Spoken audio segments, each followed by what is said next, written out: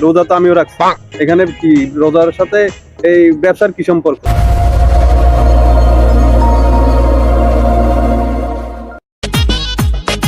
ও, আজকে ব্যবসা তো অনেক ভালো লাভ করছি। যাই, বড় ভাইরে জানাইতে হবে খবরটা। বড় ভাই, হ্যাঁ, আপনাদের তো খুঁজতেছি আমি। না আমি তো আছি, বলেন। আমি তো ভাই ব্যবসায় তো লাল লাল। কেন, কি হয়েছে? আমি তো ভাই 500 টাকা জিনিস 1500 টাকা বিক্রি করতেছি এখন, প্রচুর লাভ। ভাই আমার এখন কে টাকায় ভাই? রোজা রমজানে এটা করা কি ঠিক হইলো? রোজা তো আমিও রাখছি। এখানে কি রোজার সাথে এই ব্যবসার কি সম্পর্ক? আরে আছে ভাই, রমজান কি শুধু রোজা নিয়ে আসছে? বলেন আপনি। বুঝি নাই, আপনার কথাটা আমি বুঝি নাই। ভাই শুনেন তাহলে, রোজা রাখা মানে রমজান মানে শুধু রোজা রাখা না। রমজানে আরো অনেক দায়িত্ব আছে আমাদের। ঠিক আছে, আমরা কি করি, শুধু রোজা মানে কি বুঝি, এই সেহরি করলাম, সেহরি করার পরে ইফতার করি, এতটুকুর মধ্যে সীমাবদ্ধ আমরা। কিন্তু রোজা রাখার আরো অনেক আদর্শ আছে যেগুলো আমরা পালন করি না। বুঝাইতে পারছি? বুঝেন আমার কথা তাহলে।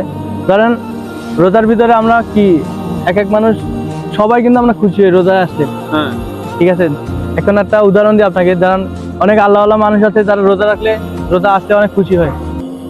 ঠিক আছে, কিন্তু তাদের নিয়তে থাকে কি, রোজা আসলে আমরা আল্লাহর কাছে গুনাহ মাফ চাবো, জাহান্নামের আযাব থেকে আমরা কি মাফ চাবো। তারা এই নিয়তে রোজা আসলে খুশি হয়। আবার কিছু কিছু অসাধু ব্যবসায়ী আছে, তারাও কিন্তু খুশি হয়। ঠিক আছে, কিন্তু তাদের দিলের ভিতরে থাকে কি, আমরা এই রোজায় বেশি টাকা ইনকাম করব। আমি কি ভুল করতেছি তাহলে? অবশ্যই ভাই, আমরা ভুল করতেছি। রোজা মানে শুধু কি ইনকামের পথ না, রোজা হচ্ছে কি, রোজার আরেক নাম ত্যাগের মাস। এই মাসে আপনি যত ত্যাগ করবেন, চিন্তা রাখবেন পরকালের জন্য। আবার দেখবেন আপনি প্রচুর সম্পদ অর্জন করতে পারছেন রোজার ভিতর। বা রোজা ছাড়া আপনি যত ব্যবসা করেন না কেন, প্রচুর সম্পদ ইনকাম করছেন, কিন্তু একটা জিনিস খেয়াল রাখবেন, যদি চোখ দুটো বন্ধ হয়ে যায়, এই সম্পত্তি দিয়ে আপনি কি করবেন? না পাইলেন ভোগ করতে, না পাইলেন পরকালে শান্তি। এই রোজা, এই ইনকাম দিয়ে আপনি কি করবেন? ঠিক বলছেন ভাই, আমার তাহলে ভুল হয়েছে। এখন আমার শুধরাতে হবে সবকিছু। ভুল কিভাবে হয়েছে, আমি টাকার নেশায়, হ্যাঁ, আমি সবকিছু ভুলে গেছি ভাই। এখন এখন আমি তওবা করতে চাই, আল্লাহ দরবারে মাপ চাইতে চাই। এখন কিভাবে কি করবো বলেন? তখন ভুল বুঝতে পারছেন, অবশ্যই আল্লাহর রাস্তা সবসময়, আল্লাহর ক্ষমার রাস্তা সবসময় খোলা থাকে। চলেন, আমরা ইফতারের সময় হয়ে গেছে, আমরা দুজনে ইফতার করব। আর ইফতার সামনে রেখে যে দোয়াই করেন আল্লাহ কবুল করবে। চলেন আমরা ইফতার করে দোয়া করি।